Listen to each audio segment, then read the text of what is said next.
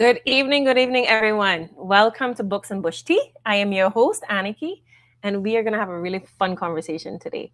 Now, we have been talking about what we're doing for the month of February, which is going to be focused on romance and on love and on relationships, because, of course, we have Valentine's Day coming up. And we're also super excited to have our partners join us for the first time. We have Vi's Closet supporting Books and Bush Tea this month, and that's super exciting. I actually went in there. I went in there this week to do my Valentine's shopping. They have something for everyone. You know, they used to focus only on the underpinnings for ladies, but now there's a lot there for gentlemen. They've got a huge gift section at the front that is perfect for Valentine's, and of course, you know, there's also the naughty corner, which I really like. But we're going to talk a little bit more about that. But I wanted to touch base first on our week's reading. So last week, you'll remember that Christy and Samantha, Samantha's sister, Lord God, Christy and Michelle came on to talk about illustrations, and we had a really good time talking about art and the life of an artist and illustrations of children's books in particular. But Christy gave me a recommendation, and Lord have mercy, that should have come with a trigger warning. I started reading Lessons in Chemistry. It is excellent, but I have to warn anyone who picks up that book on our recommendation, there is a little bit of an assault at the beginning that you're going to want to brace yourself for, or just at least be aware of it, so that when you get in there, you know it's coming. I messaged Christy today and I was like, girl, you should have told me. I'm here reading this in the parking lot of Foster's and like, oh my goodness, what is this? This is too much for me. But it's really good. But just an update on what we're reading over here at Books and Bush Tea right now. Our couple reading is going really well. We struggled a little bit with the Atlantis Gene, which is the book that my partner and I started. You know, we were encouraging couples reading for this month. This is a really good way to spend time together for your Valentine's. Our couple reading, our first book this year was Project Hail Mary, and we loved it. And I think that made it really hard to transition to the next book, which has been The Atlantis Gene. And it's the first in a 3-part series that I started to read before, but didn't really get into because I needed someone to read it with. It was so fast paced and I just need someone to hold my hand. So I took this opportunity with my partner, and we were actually spending time together reading this together. I'm also in a nonfiction book, which is, remember, one of my goals for the year is to do a lot more nonfiction, come out of my standard genres and into particularly some of the social justice type work. And I'm reading A People's History of the United States. I'm still in it. And I think I'm in a chapter right now called The Intimately Oppressed. And it is blowing my mind. That book is blowing my mind. I'm reading it with a pencil. And I actually have to go and buy some Post-its today because I can annotate this, but I want to actually be able to find my notes. I also got stuck in my fiction book this month. I've been reading The Atlas Complex, which is a third in a series that's kind of like dark academia, a little bit odd. It's a tough one for me. I really love the first and the second book, but I'm having a hard time with that last one, and I actually misplaced it. So I'm probably gonna have to go and buy another copy of it at some point. So that's one of the ones that are going, that are still going, and I'm actually going to find a way to finish that book. But I've also finished my bedtime reading, which of course, I always do my rereads at night. If I know something's going to happen, it's not going to keep me up at night. I do my rereading at night. And so I fall asleep to like a same kind of like circle of books. And I finished the Nora Roberts Dragon Heart series already. So clearly I listen a lot before I go to sleep. So in the month of January, I read 3 of Nora Roberts' books only at bedtime. And now I am into my favorite book.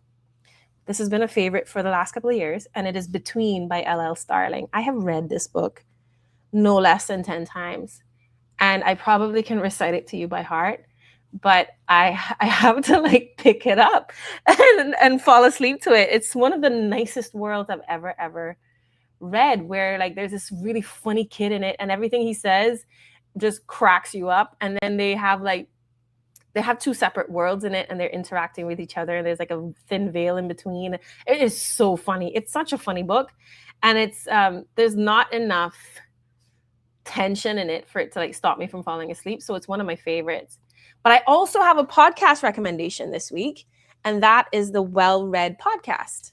And they actually recommended a lot more books to me.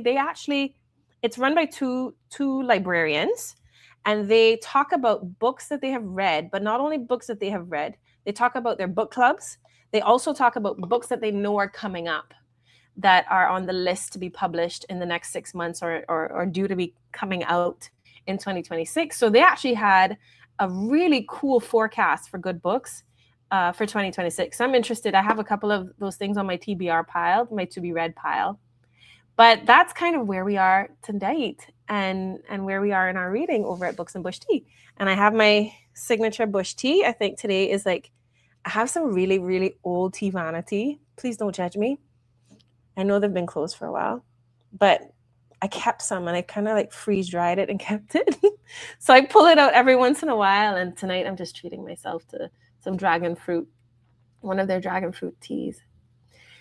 So tonight we have a really cool couple of guests. And as you know from my teasers, I am super excited to have them. Our first guest tonight is Kyle Creation. He is a San Diego-born, Atlanta-based rapper, singer, songwriter, blending hip-hop, R&B, and alternative soul with sharp intellect and effortless swagger. If you have seen any of his content, you know that this is true. A self-described book nerd with stage presence, his work pulls from Black radical Marxist and feminist traditions while exploring healing, identity, and collective growth. With multiple albums, major writing and production credits, and performances, and he's going to correct me on some of this pronunciation, but performances from Rolling Loud to Hero Day. Is it Hero Day?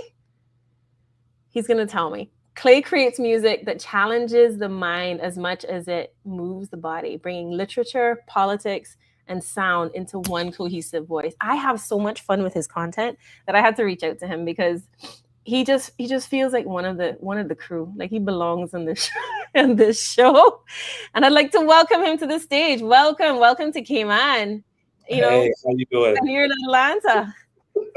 Man, it's great over here. Are you cold? Is it cold over where you are now? It's really bipolar. And Georgia can't make up its mind. Yeah. At all. Clay, Hiro Day. Hiro Day. Yeah, Hiro Day. That's what it is. Those are the correct. So I need to learn about these things, right? Yes. But you know what? I actually really like your music, because I feel like you have that. You are not doing that mumble rap that everyone is like they're hiding their lack of original thought behind. Like you're actually not afraid of being heard and understood. So I really like your rap. I've been listening to some of your music this week and putting it out on social media. Oh, wow. I appreciate that. I grew up in hip hop. Like my dad is like a hip hop savant or whatever. So he just raised me on everything. Rakim, Big Daddy Kane, Slick Rick. Tribe Called Quest, Black Sheep, Souls of Mischief, like all that. Just all types of hip hop. And then of course, growing up, I just absorbed all of that. He bought me like a Casio keyboard when I was like 8. And then from there, just kind of up. I was making stuff on it. And then he also had a really big bookshelf, and he told me I could read anything on it, and if I had any questions, I could always come to him. Oh man! So all those things kind of just combine into what you're getting now. Yeah, and you can hear it. You can actually hear it, and we're gonna talk more about where you started out, because I'm dead curious about it, especially as we get into our conversation about romance. Yeah, but we also have another guest, and we've been having a great evening already, just chatting in the background. And some of you will know this guy. Our next guest is the co-host of Real Talk Love and Lies, known for his book talk voice, his quick wit, and his thoughts on relationships. Alfred has covered topics like side piece culture, the sweet mouth, particularly of the Jamaican kind, and cheating on Love and Lies and whether or not you can recover from cheating since its start in December 2025. I'm going to welcome to the stage Mr. Alfred of Love and Lies. And as you can see, he is sharing his avatar photo as he shows up on Love and Lies. Welcome, Alfred. How you doing? Hey, I'm doing great. How are you? All good, all good. We're gonna get into like how you started Love and Lies and why you wanted to get into the art of seduction, which of course is one of the topics that we're covering tonight. So, Clay, we're gonna talk about you first. Oh God! All right. So we had a conversation. I don't know where. I think you had posted something about romance novels, and you had read. I reacted to your post about romance novels. Oh, you did? Is that what it was? Yeah, like you were saying, you were curious. I think you like just put out a unicorn, looking for men who had read romance and their opinions of it. And I was like, I grew up reading a lot of fiction. And my dad's a comic book artist. He has his own like comic book company, and so I was reading like a lot of comic books, a lot of like Tolkien and all this other stuff. We'll get into it, but yeah, I did read some romance novels, and I was like, oh, this would be fun. And, you know, anything that's like challenging to me, anything that's make me like philosophically think about it until I'm sweaty, I'm gonna pick that. Yeah.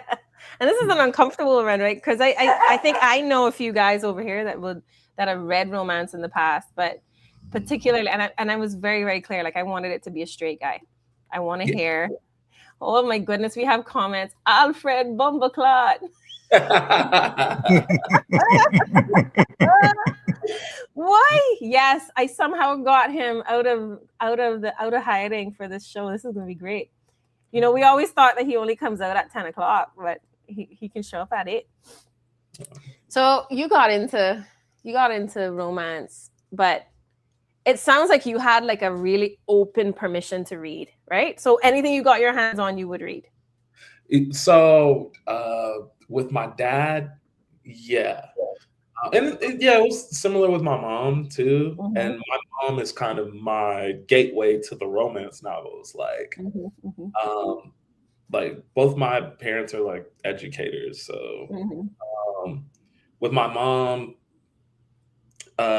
she had all the trashy Fabio-esque romance novels, and I was I don't know, I was a kid growing up early 2000s and stuff. It's still not a lot of things to do, and I was hungry for books all the time. So my mom had some books, and I was like, okay, let me check out these romance novels with these shirtless white men riding horses or holding a sword or something. And I was like, okay, cool. And then I would read them, and they all followed like the same formula of like. Yeah, that's the thing with them. I found like, so I used to do the same thing, and I remember you saying when we were chatting before that you grew up without really watching a lot of TV, right? Yeah.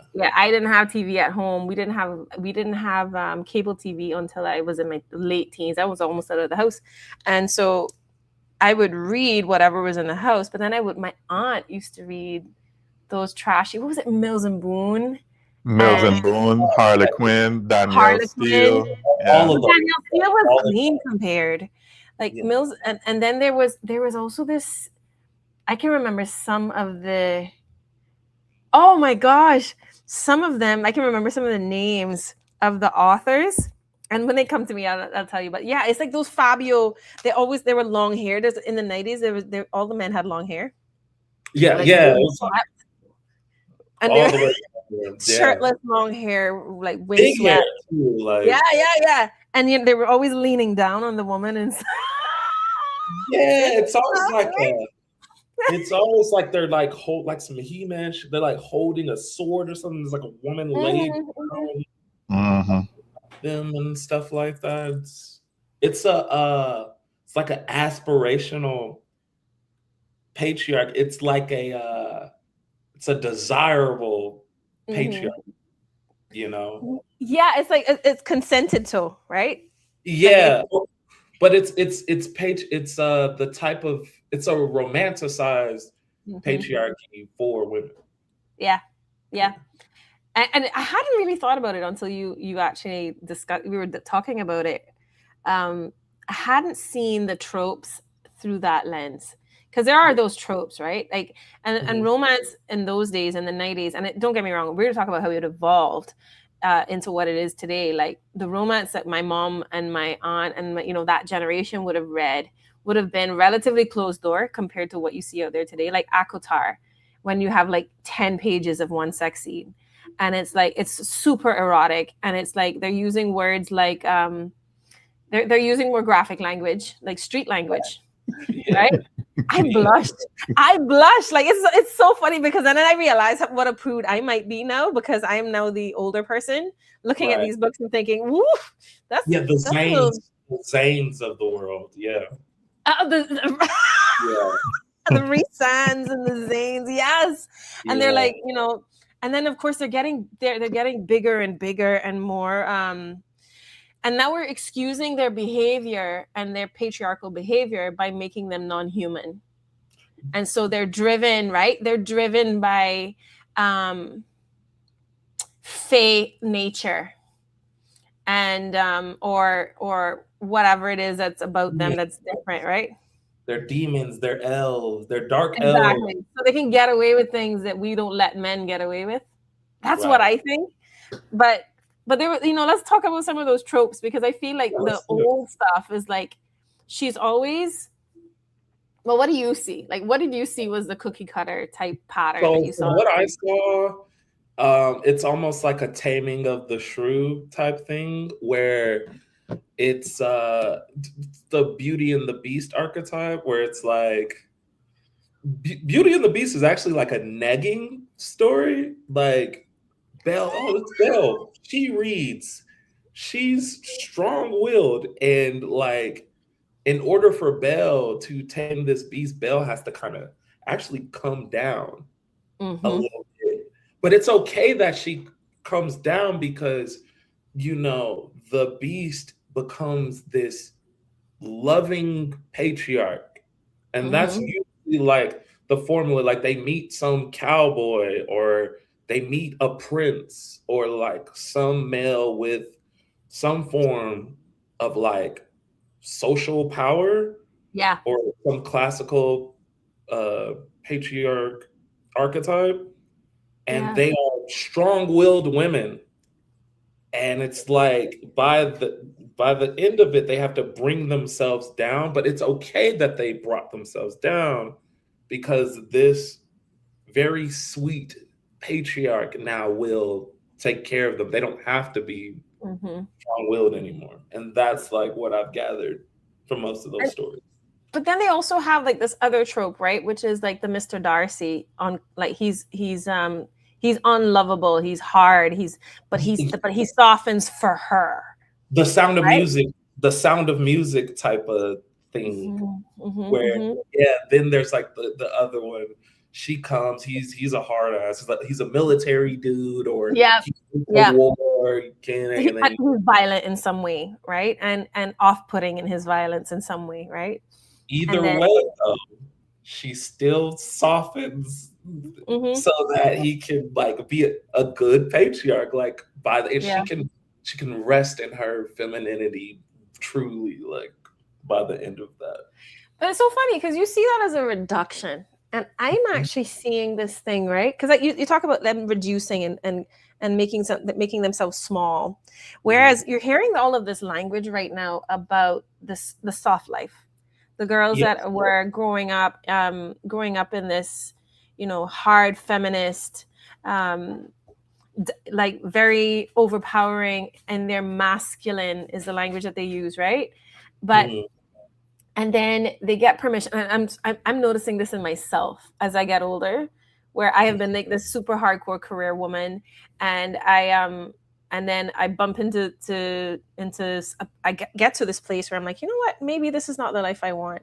Maybe I want a soft life, right? And of course, there's a lot of writing around this now, in nonfiction spaces where it's like, if a man shows up in his masculine and it's not toxic, which is such a weird line to draw, like what does that even mean? And I want to hear your thoughts on this, because this is Mm-hmm.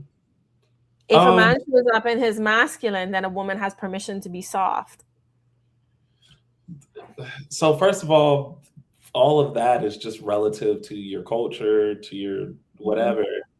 I don't do a lot of like dating content, but for the dating content, the relationship content, and gender war content I do, it's really, this is all about capitalism, and this is all about the pressures of late stage capitalism just on us, including how late stage capitalism affects gender roles.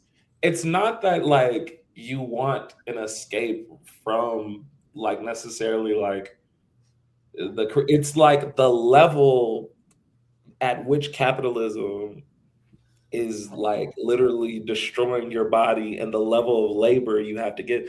And so, and due to our grandmothers not being able to even have bank accounts, right? Some of that is still rooted in, well, if you want an escape from the effects of late stage capitalism, you need to find a man. Yeah. And it's really that. You don't, it's not that you need to live in your femininity or anything. It's just capitalism sucks and living under But you know, and you talked about this earlier too, like this whole male loneliness epidemic. I love your response to that, because, and this is where I feel like romance novels actually have some value.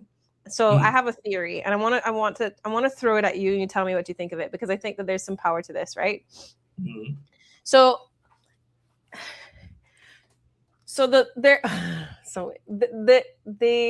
the thought that I have, and I just got kind of swayed as well, because there's almost like a Taylor Swift type of romance novel. You know, like that book talk, easily palatable, annoying teenage white girl trope.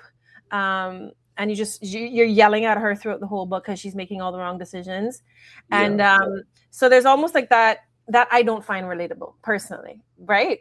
But then you have some of these then you're starting to see some of the development from that cookie cutter Mills and Boone silhouette, I think was another one. Those like that used to get in the pharmacy, you know, in the pharmacy magazine. Silhouette, yeah. Down at the lowest shelf. By the cards and the glasses, the reading glasses. I always see them as like the pharmacy romance novels. We've come a long way from that now, and we are actually, I find that women are living out their secret fantasies and their guilty pleasures through the erotica in books and stuff. But where was I going with this? So my theory is this, and it ties to your conversation around your response to the male loneliness epidemic. Women, I believe, are living a secret life in their reading. I think we all do. We live a secret life in our reading, right? We all do. It's intimate, it's inside our heads. No one knows anything about it from the time we learn to read without reading out loud. But what we're finding is popular books are telling us a lot about the position that women find themselves in society. And one of the things that I'm finding is that women are actually have become far more sexually liberal than we would have been expected to be, number one. Number two, I think there's also a diversity in the form of relationship that women are willing to accept. Probably not in real life, but in theory.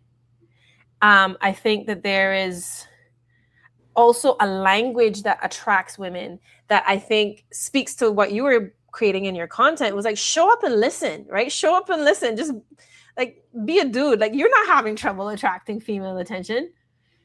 You know, people are reacting to your straightforward, like nerdy content, like it's a thirst trap.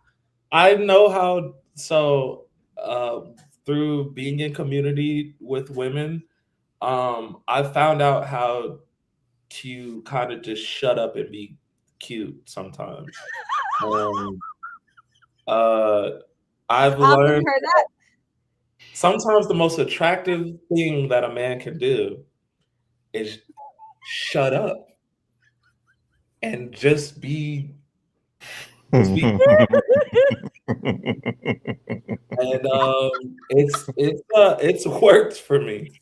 It's worked for me. Shut up and be cute. Yeah, I'll go It's that somewhere. mystery, right? Oh, Yeah, he's so not wrong. There's some guys that, oh my gosh, that they open their mouths and they alienate you instantly. I go to a room, right? Or I go to a party or I go somewhere. There's a bunch of women having like a political conversation, a philosophical conversation. I have, I guess, educated myself out of the masculine urge to insert myself into a bunch of women's conversation, right?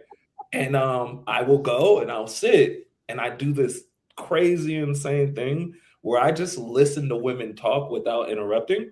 And it gets me far. It gets me far. Yeah. Yeah. So That I reminds encourage. me of that guy on have you seen that new show, that new Netflix special, the guy Hernandez? Oh my gosh, what's his first name? The Cuban American guy from Saturday Night Live. And he was like saying Marcelo Hernandez. He's like, you know what? They're trying to figure out how this ugly guy ended up with this beautiful girl. And they're like, I want, you know, he must have a lot of money. He's like, no, he has follow-up questions. Yeah, man. Yeah, men do this thing where they'll see a group of women talking about politics, philosophy, some sort of like actually like intellectual conversation. And like we just have this urge of like, well, I'm a man and I should be heard and I should insert myself in this conversation. And I've kind of learned to just like, no, this is a good conversation all by itself.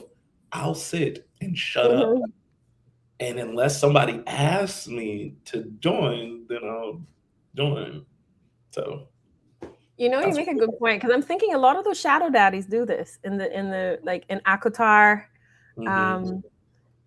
and Fourth Wing. Oh my goodness, Zayden from Fourth Wing, definitely like the strong silent type. Oh, the strong silent type trope is big now. Like, you know, they loved it when men used to talk a lot in like the 90s. Yeah. But now in romance novels today, they're really quiet. Yeah. Well, and so when they speak, you listen, you know? So I think going into like how sexual, like just like smut and stuff like that, I think women need men less financially, right? And with that, I get this sentiment from a lot of my women friends or just women I'm in community with, where it's like, well, men aren't emotionally intelligent. A lot of times when they talk, it's something stupid. It's from the manosphere. It's some red pill stuff. It's dumb.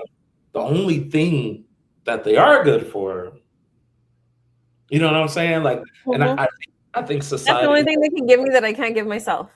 Right. And so when I've read, like I have some friends that write smut and stuff like that. And when I read their stuff, it's usually like this guy or creature or whatever shuts up and he just lets me do my thing. And it's kind of like that might be the current fantasy for women right now. I have my own money.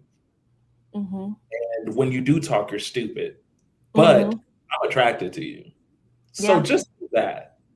And that's where it's moving to.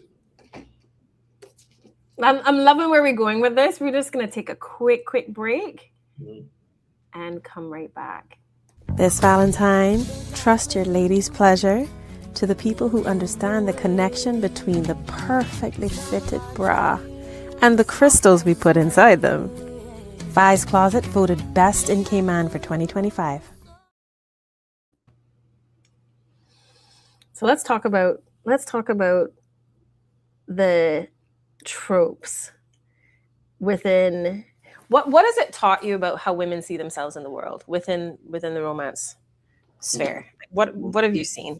Reading those books in like the late 90s, early 2000s taught me that women view themselves as like capable. They view themselves as capable of being independent, smart, like it's just that from reading those novels as a kid and then being an adult and kind of rethinking about the messages in them, it's kind of told me I felt like women back then probably felt like they could have all of those qualities, but they're still at some point going to hit this wall. Yeah. Society. And it's just like this lived reality that I have to eventually attach myself to a man in some way, shape, or form. But like,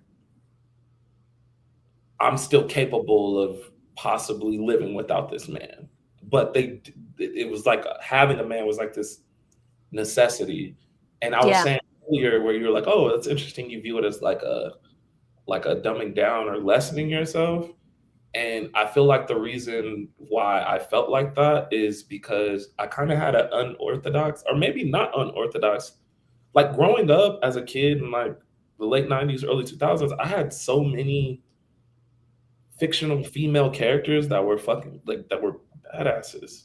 Like, I grew up reading Wonder Woman, watching Kim Possible, watching Mulan.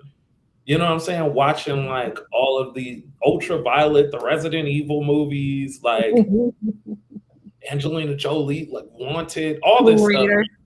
I grew up. So to me, when I was reading those novels, I was kind of like, oh, this woman was dope until she meets this dude. Like, that's kind of how I viewed it. Now, maybe it's like not that way, but just for me growing up with the type of media I had and watching Aeon Flux and stuff like that, or Sailor Moon. Yeah. Xena. Or you remember Xena? Yeah, of course, like Xena and stuff. And I'm kind of just like, well, dang, man, I kind of grew up with a lot of cool, independent female characters. And so when I'm reading those novels and I'm kind of absorbing the formula, I'm kind of like, oh, this lady was kind of cool before she met this. But there's a weirdness to it too. Like I'm noticing now that there's been a change in it too, right? Because there's so many of the romance novels ended in pregnancy. Yeah. So many of them ended in pregnancy. And I used to find that so cloying, right? But I also wonder, right, if there's because there's a baby fever thing that happens to women in their like mid 30s if they haven't had kids, where it's like, maybe I should do this thing now, before and it becomes a little bit like a compulsion. And they call it, what do they call it? The biological imperative. That's a real thing, in my opinion. I believe that's a real thing.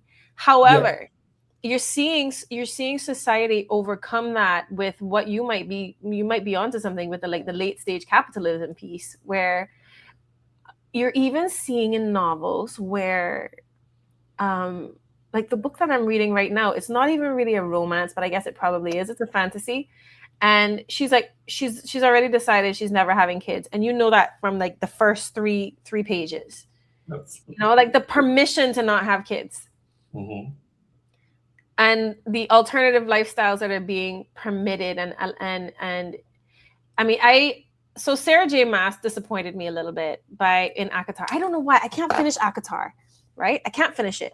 But I love the Throne of Glass series. And I realized what made me love the Throne of Glass series is that first of all, it wasn't smutty, right? There is probably like a scene in like the fourth book, but and that's not something that would turn me off of a book generally, because it didn't turn me off of Fourth Wing. I love Fourth Wing, but the character, the female main character, was truly a main character. She was not defined by her relationships. The first guy she was with disappointed her, and she went ape shit on him, and then she turned, like it was never, the relationships weren't the center point, whereas a point of these books was a relationship, right?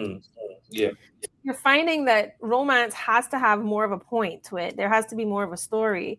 There has to be more context in books these days than what was popular back in the 90s. Yeah, there has to be a story. Yeah. I mean, even porn has to have a story these days. No, had to have a story back. I think that's reverse. Porn used to have a story back in the day, and now it no longer has a story. That's because of Twitter. I was gonna say or Pornhub. I mean, but well, I was gonna say I just think women's values have changed, and women are becoming less male centered, and with that, fiction is a window into like the author and those who enjoy it. And I think it's just a reflection of how women are feeling. It's, if there is a male character that they're with in the beginning, if he messes up, then he messes up, and it's like, okay, bye, on to the next. Which that just never used to happen. Right. You meet that one guy, and then it's just that. Yeah. I also feel like there's a generation of girls who read like Twilight, loved it when they were little girls, grew up, learned how like toxic it was, and then like now started writing basically against that. Reactionary.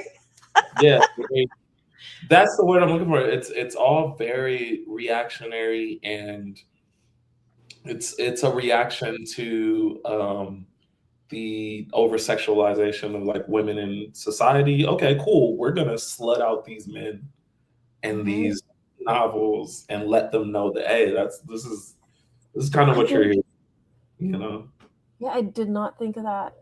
Yeah, but you're right. There's a power of writing a man into such a sexualized position. So it's almost like you're creating the power that you have in real life, and you're also creating. And they always talk about like idealizing book boyfriends, right? Book boyfriends being idealized, and just having them be like. I don't think the book boyfriend, so unpopular opinion, I don't think the book boyfriend is truly an idealization. I don't think that this is what women want in their real lives. I think this is a place they want to visit and come back. Yeah, it's like pornography, like the pornography that you consume. A lot of times is like a fantasy that you would never do, but you want to visit it and enjoy it in that moment, and then you like, oh, I'd never do this in real life. Right? There's almost like a voyeurism to it that isn't really. It's not necessarily their desire. What do you think of that, Alfred? Because you sound like you have an opinion on that one. I think you want that opinion. You're gonna have to tune in tomorrow at 10 o'clock. Oh, really? Is that what you're doing? You're stealing my ideas? I'm gonna have to talk to Matilda. That's good branding. He's good, isn't he? He's very good. He's great at that. Yeah. And there's something that I actually don't think, because I look at I have a friend who's very close to me who's coming on next week to talk about like the erotic stuff, right? I have two girls coming in, and we're gonna talk romantasy and hardcore romantasy, because some of them are like, if there's no spice, I don't want it, right? And it's gonna be a fun conversation, because I really want to question that. I really want to question, what does this mean about women, right? I was gonna say, I think women don't feel safe enough to express themselves fully sexually with the men in like real life. So it it's almost like a sexual catharsis, like in either writing it or creating it. There is this male character that you feel fully sexually comfortable with and safe with, and you can just fully express that and surrender to. Yeah. Yeah, yeah. Yeah. So with this knowledge, what do you do as a man in the world? Yeah, like what can you learn from these romance novels from a from a woman's perspective? Um, number one, I think the number one, I think it depends on which novels it is. Mm-hmm. But number two, like I think it takes a certain there's going to be a need for a certain level of emotional intelligence to like consume these romance novels and kind of get the gist of what is like an extreme fantasy Mm-hmm. and kind of like look under like catch the subtext of what women want. Mm-hmm. Like I'd like to weigh in on that. Mm-hmm. yeah. I mean, because I was listening to you talk, Clay, Hmm. and and you too, Aniki, and it I'm getting the because I'm not a fiction reader at all. Well, I'll indulge. I'll dabble. But from what I'm getting from both of you, it's that the whole romanticy it gives women that desire without punishment, because for so Yeah. long, women's desires have been, moralized and policed and, pathologized, and, it the romanticy is the desire is central, and the longing is, rewarded. It's not punished. Mm-hmm. And the female pleasure is the plot. It's not the side effect, Yes. right? Yes. And I can only surmise, when you were talking about book boyfriends earlier, is that a lot of these men, and yes, I'm guilty of reading some of those Harlequin books. I used to pull them off my mother's. I mean, I used to skip to the good bits, but Same. I think we all did that as teenagers. but Man, reflecting on it now and talking to both of you, I think what people often miss is that these fantasy men, they're not just physically powerful, is that they're emotionally obsessed, because it's like, they notice her internal world, and they remember details about her, and there's this sort of protection of her agency, and they choose her yeah. over and over again. And Yep. it's like, I think it says a lot about women wanting that focus and that attunement, and like that reliability that's wrapped in that intensity. Mm-hmm, mm-hmm. It's never them like taming the main female character. It's always them adjusting to her like strengths in a certain type of way. Mm. Um, and that is some like I I gathered that women want to be able to show up. The fantasy is in showing up fully as yourself, and a man adjusting to that So, instead of the other way around. sorry, I didn't mean to cut you. I just wanted to ask you: No. do you think that the fantasy um, exaggerates that to clarify the feelings instead of prescribing behavior? Because I heard what you said about porn. It's I Mhm. want to visit that world, but I don't necessarily want to live in it. I want to live it. I want to visit it and come back. Do you think that is uh, it allows you? It's almost like a catharsis. It allows you to clarify your feelings. Yeah, because I think it's like for them, so a lot of women that read these novels have partners Yeah. already. You know what I'm saying? So I Yeah. think for the women that like have partners, they read it and it's like, oh, my husband isn't like this, or my boyfriend isn't like this, but man, it will be so great. So that and they read it and they just get this like, oof, wow, that's great. I'll I tell don't you know why I if laugh. it exists out there, Mm-hmm. but it's like, oof, this is great to read, you know. And Aniki, then they choose their partner for another reason. I go once I don't want to lose this thought, but I have one of the things that women with partners, and you're seeing this as a trend throughout book talk, you're seeing it all over Instagram, is that they're actually getting their partners to act out scenes. Right? So you're getting them to act out scenes role play. or descriptions of the way the partner looks at them, and it's a comedic thing on social media, but it's almost like a training, and I feel like there's a training in seduction in particular. I'm so sorry, the dog is snoring. No, I no, did what happened. Can you? no, you're fine, you're fine. I barely even noticed. But so yeah, there's that. So there's like this scene where she reads it to him. She reads it to her partner, and then she stands up against a door frame, and her partner leans over her on the door frame in the way that it was described in the scene. And you're seeing them like dissolve into like giggles, but then something is like that just spiced up their life. I find that women are leading in their in having their desires met in these conversations that these books are giving them access to. And I feel like some of the erotica in the books is starting to give them language around something, and probably even seeing the possibility of something that we weren't even given permission to do. It's been taboo for women to watch porn, right? It was, but we're two generations of like, that song Baby It's Cold Outside that has gotten a lot of flack and cancellation over the last couple of years.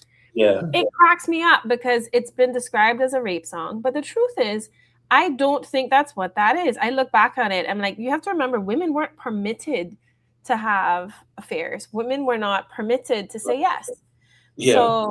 So you had to say yes through no if you really wanted to say yes. And so if we're coming from that generation all the way to this place now where women are like, no, this is what I want you to do. Let me show you. To actually have that agency in relationship to describe how you want to be seduced, having come from 2 generations ago, not being able to have permission to have that kind of pleasure it's huge. It's huge. And I feel like romance novels have done that for us. Like they've done that for us. They've given us that. Yeah, so I that's interesting. Yeah, like giving women scenarios in language to like explain to the ones that do have partners. Yeah. So it's like for the ones that don't have partners, it's ooh, I would love this, and then for the ones that do, it's like it's an instruction manual to me. Let me go ahead and tell this guy, Yeah. hey, this is I mean, he's what already here. Let's try it. right. I think it says about women is that women want complexity, right? And from what I'm gathering about a lot of these romantic characters is that they often hold two contradictions. So the man is gentle and feral at the same time, and he's powerful and vulnerable. Because there's still it shows I think it reflects a desire for layered masculinity and not these caricatures that men often get locked into. So yeah. Sorry, not to cut you off. Sorry. I was just saying that it shows that women are drawn to men who can hold that intensity without losing control. Yeah, I was gonna say, women are still socialized to like these traditionally like masculine things, but also internally like what they want. They're like, yeah, I want that, but I want you to be emotionally intelligent as well. Like, I want you to be able to go and like unalive somebody for me, but at the same time, like come back to me and like, hug me and give me a kiss on the forehead and like stuff like that. Like, and have the feelings and the remorse so that I can comfort you, so we can partner through this life. Like actually have chinks in your armor like a real person, so that there's space for me. I'd like to ask Clay. I mean, because there are a lot of men who dismiss these fantasies. What do you think it says about the men who dismiss these fantasies? I think it's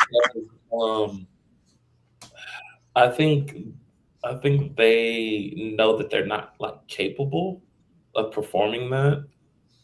And like that's where it comes from. Like it's the same way like dudes will see a dude do something nice for like their female partner on social media and so and be like, oh man, that's not he, he a simp. It's like, well, he knows that he's maybe not emotionally, financially, or spiritually capable of like doing that thing. So coming from man's world, like I've even felt those feelings before pre my, unbrainwashing or whatever. And yeah, that's what it's rooted in. Like I can't do that. There's something in me. Big fantasy for expectation. Yeah. So I'm just gonna dismiss it. Oh, women are crazy for wanting that. That's too big of an ask to want. That's insane. We're really no. If you could do it, you would do it. But it also tells me that men are still performing for men. Always. And then they're complaining when women aren't seduced. Mm-hmm. So the whole world around the red pill content and the incel movements and the all of this male loneliness stuff, and I feel like there's a missed opportunity in romance novels for men to actually understand how to get that need met, rather than listen to Andrew Tate and learn how to rape. Yeah.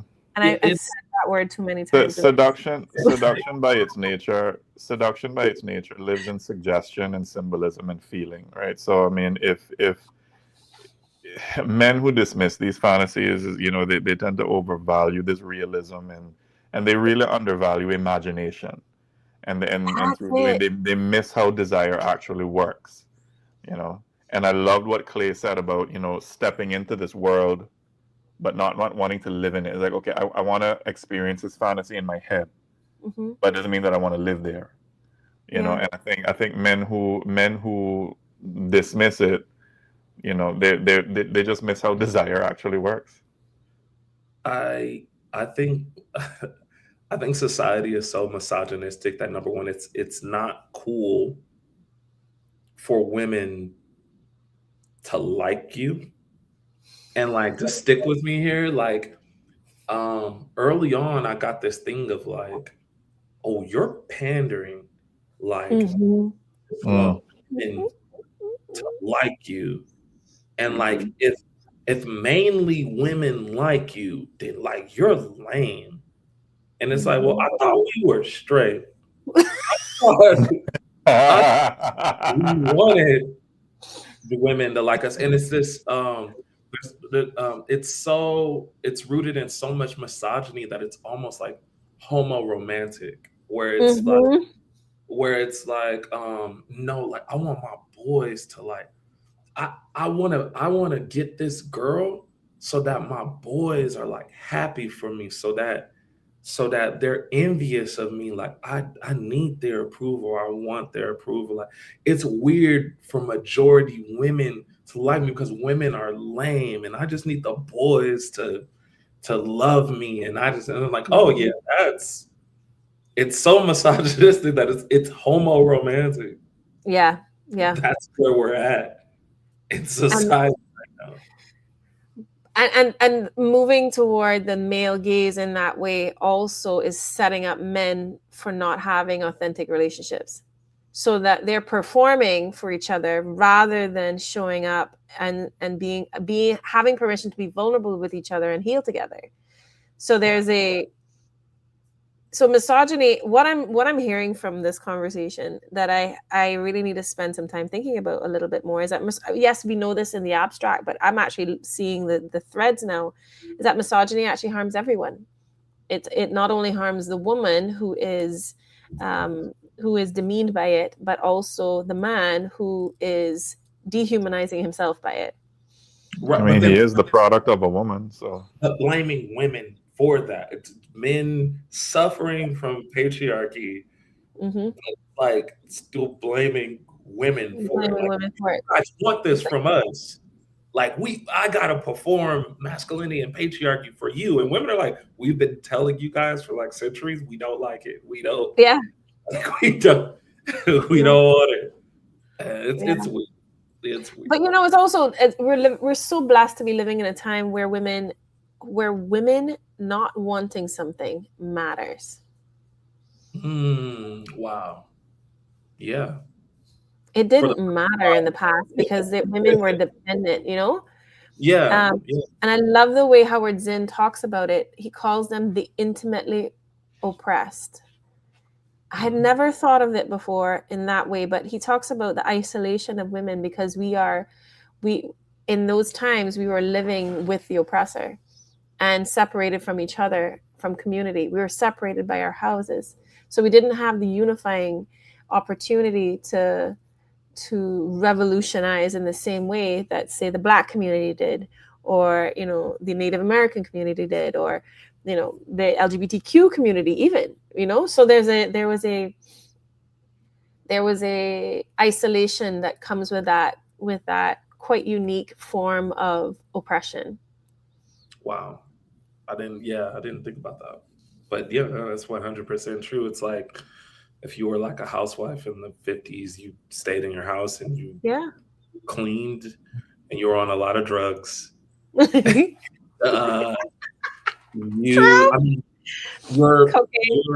homegirl could come over, right? And you could kind of talk to her, but it's like how many of the women were like community, like you could all collectively come together. Just like when I watch I Love Lucy and like all these old shows and stuff, it's just like, oh, that's the neighbor. And you just have that neighbor to kind of sit there and stare at each other and be like, well, Howard doesn't beat me, and that's good. Praise God. Yeah, wow, he's such a good man. Like, I didn't think about it like that, but that's what it is. Yeah. Well, guys, we have a couple of minutes for final thoughts. This has been really good. I wish we could do this for 2 hours. Right. Go, Clay, you first. My final thoughts are, I guess I'll speak to them in a little bit. Read these things. Read them, and women are people. Women are humans, and women like things. Women like sex. Women like desire. Women like romance. Read these things and observe what women want, and you'll be So Clay, mm-hmm. as somebody who's not really into fiction but would like to get into fiction, and since we're talking about romantasy and read these things, what book would you recommend for me to pick up and read first? As far as fiction? Yeah, in the romantasy space. I think you're gonna have to ask me for that one. Yeah, I'm actually not a big romantic. Like all this stuff is informed on stuff I read when I was a kid because old reading. Okay. But on fiction, I got you on fiction, bro. Shoot. I grew up reading Tolkien, and a lot of graphic novels, comic books. X-Men, God Loves, Man Kills is actually about systemic racism and how legislation from Washington can be some of the most violent people of color or queer people or whoever can face. Books like Watchmen, V for Vendetta. I also recommend Dune. Dune talks about that's a good one. And then it's very deep. and the dangers of dogma and religion. So, man, if you want to reach out to me, I'll shoot you a lot of stuff. Okay. My final thoughts, Alfred, I think we're going to have your final thoughts tomorrow night, if that's okay with you. Fine with me. My final thoughts is that I'm so grateful for this conversation and for the evidence of the evolution of what women want. And I not to give this is a bit of a shameless plug, but Vi's Closet, who is our sponsor for this show, is one of those places that I am so proud exists because they actually have given women permission to have desires, and not only have desires, but actually explore and experiment. through lingerie, through toys, and also inviting men into that space as well. Like it was one of those safe places where you can actually go as a couple and actually enjoy your exploration of the kind of things that we're talking about here. But I love that romance novels get to document that progress. And I think I would repeat what Clay is saying, which is that actually, if your goal is to solve your loneliness, yes, build your relationships with other men, which we're going to talk about another time. But this is a roadmap. Like, this is the kind of stuff that if you read it, you learn a lot, even if it's not stuff that you necessarily like. It's going to educate you on what women really want. This has been Books and Bush Tea. It's been awesome. I'm so glad that you were here, and we are going to be in touch. We're going to probably have you back, Clay, if you're up for it. I love it here. Yeah, we're having a great time. And Alfred, I'm going to definitely listen to you tomorrow. But have a lovely, lovely night. All right. Good night. Good night, Cayman. Good night.